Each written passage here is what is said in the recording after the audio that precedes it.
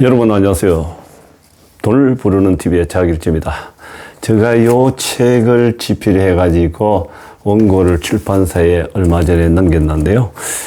요게 실질적으로 땅 관련 책인데 토지 관련 책입니다. 토지 관련 책인데 실질적으로 보면은 이제 누구는 큰 부자가 되고 누구는 어느 정도의 부자가 되고 누구는 또 참 어렵게 살고 하찮은 일을 하고 그래서 그걸 파헤쳐 보는 그런 책인데 제가 요 공부를 하다 보니까 솔직히 얼마 전에 신문에 놓은 책을 이제 보면서도 맞다 이렇게 생각합니다.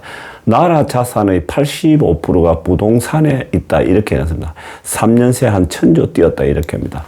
저 문재인 정부 들어와 3년 동안 서울 아파트가 평균 4억 5천만 원 치수사 이렇게 얘기했습니다.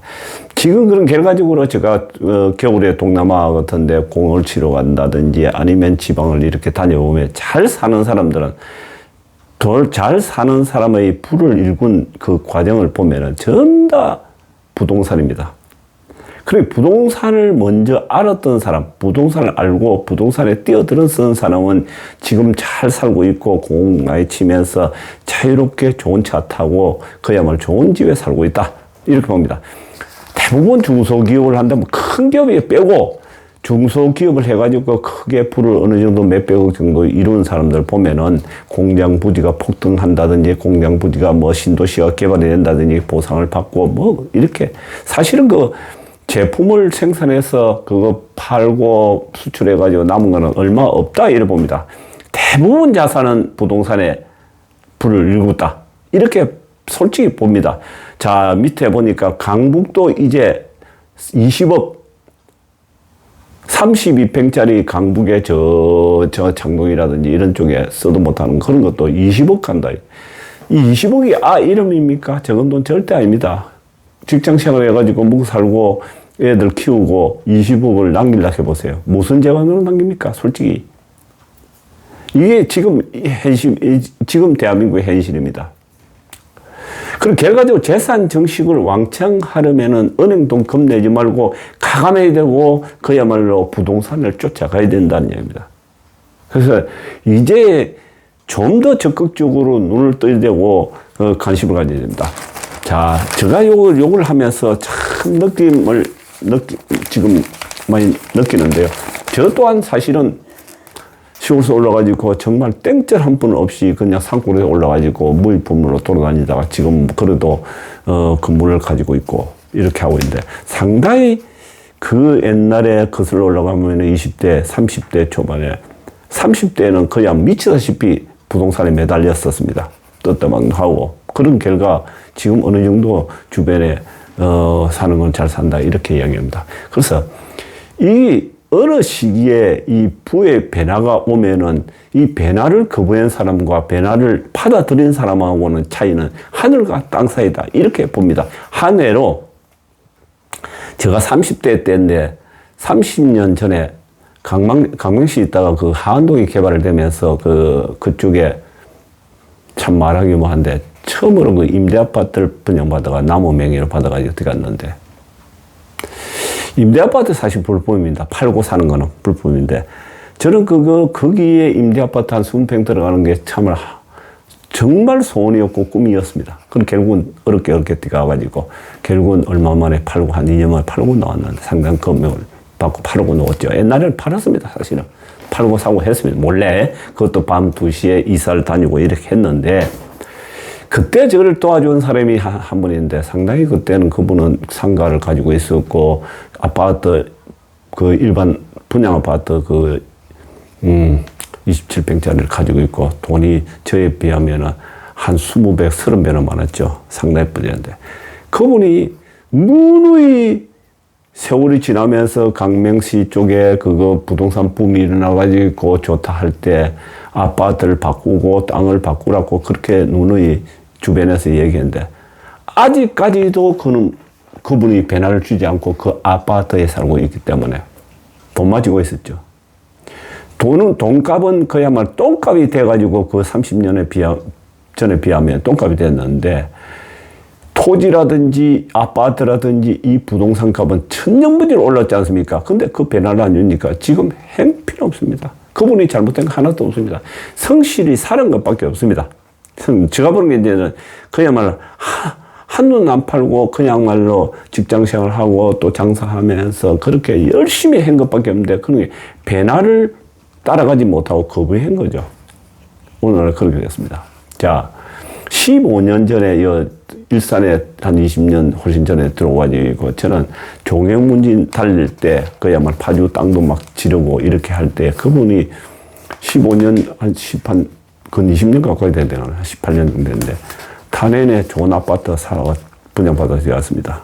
근데 그분 또한 역시 마찬가지예요. 누누이 저도 또 주변 사람도 얘기고 저도 얘기했는데 그야말로 아파트 변화를 주면서 좋은 아파트를 갈아타기도 하고 땅도 사고 그걸 담보로 해서 하락했는데 전혀 말 안 듣더라고요. 그대로 열심히 주어진 대로 일만 하고 그 아파트에 지금 현재 살고 있는데 그 아파트도 똥값 됐습니다.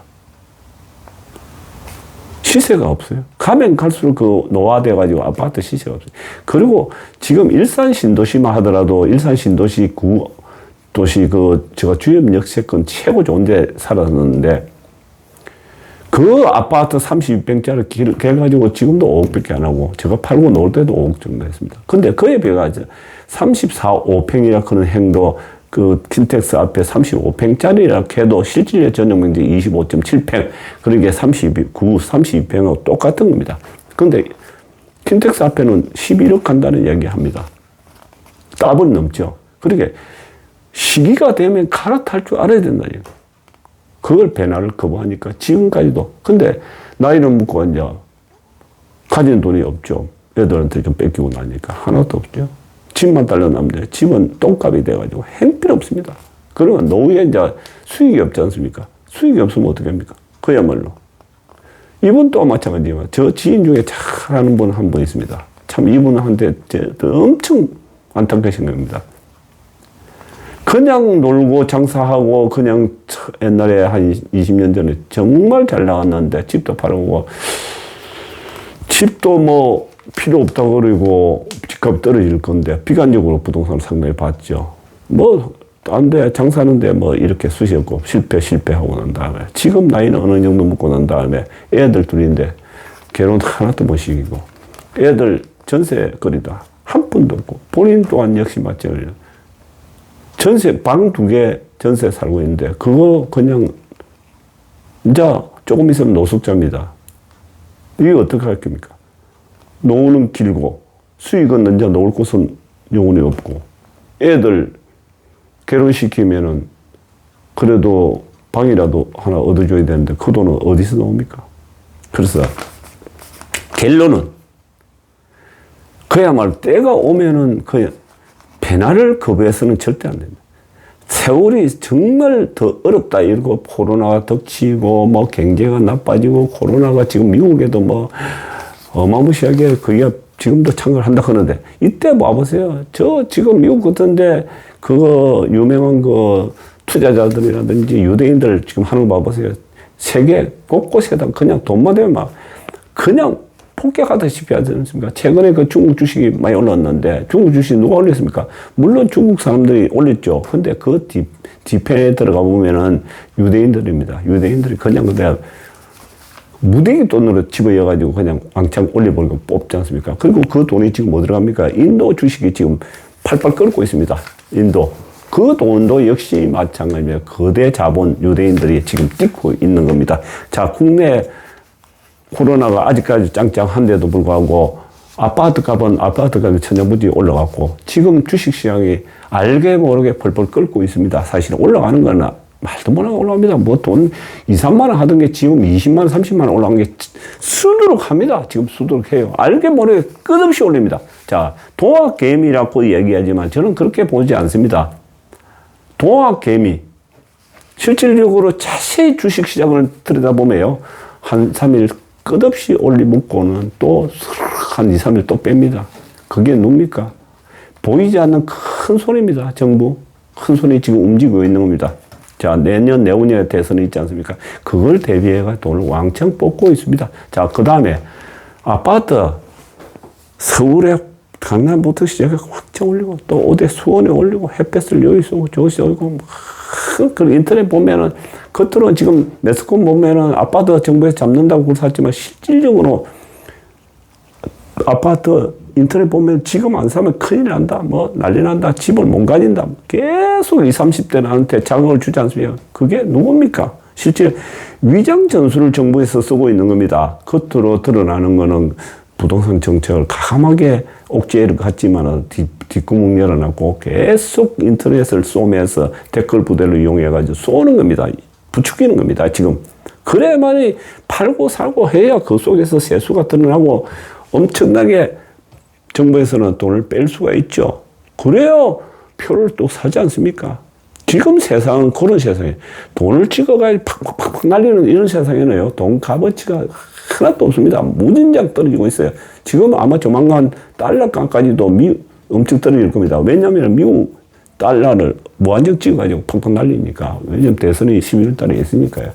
그런 점을 잘 판단하시가지고 좀 더 적극적으로, 인생을 좀 적극적으로 살아야 됩니다. 제가 지금 강원도다 뭐다 남쪽에 저리 공치고 한 바퀴 비피해가지고 한 바퀴 하고 왔는데, 지금 어제 저녁에도 제가 술 한잔 먹으면서 보니까 속초권에 지금 부동산이 아파트가요, 한 푼도 떨어지지 않고 지방인데도 불구하고 도리가 더 올랐습니다. 근데 속초가 실질적으로 인구는 7만에서 8만 정도밖에 안 됩니다. 10만도 안 되는데 아파트는 요 몇 년 사이, 한 5년 사이에 무한정 지었습니다. 무한정 지었는데 그 수요가 누굽니까? 그 비싼 거.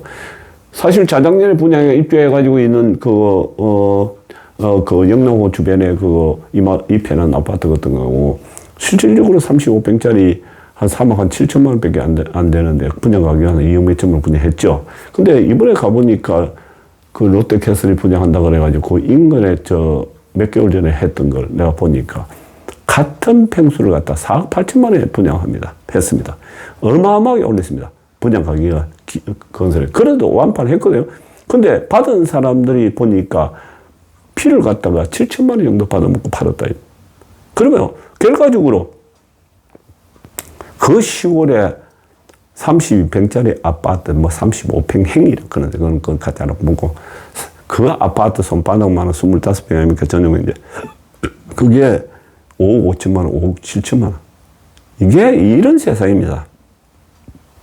그러니까 좀 더 눈을 크게 뜨면 속초를 만약 개장한 다음에는 더 안정되고 아주 위치가 좋은 그런 청초 주변, 영랑호 주변에 그런 걸 잡는 것이 훨씬 유리하고, 또 기존에 이렇게 잡는 것도 아파트 주거로 삼는다면은, 일산을 예를 든다면은, 굳이 그 비싼 11억짜리, 12억짜리 할 필요 없이 주임역 세컨 딱 붙은 거 5억짜리 사는 게 훨씬 좋다. 그 수리 잘 해나고 깨끗하게 참 좋습니다. 돈만 너무 쫓으면 안 됩니다. 그리고 또 아까 말씀드렸지만 시루에 세상에 따라갈 줄 알아야 돼. 너무 나는 그 세상하고 아무 관계없어. 이렇게 하면 언제든지 뒤떨어지는 사람이 됩니다. 여러분, 감사합니다. 행감,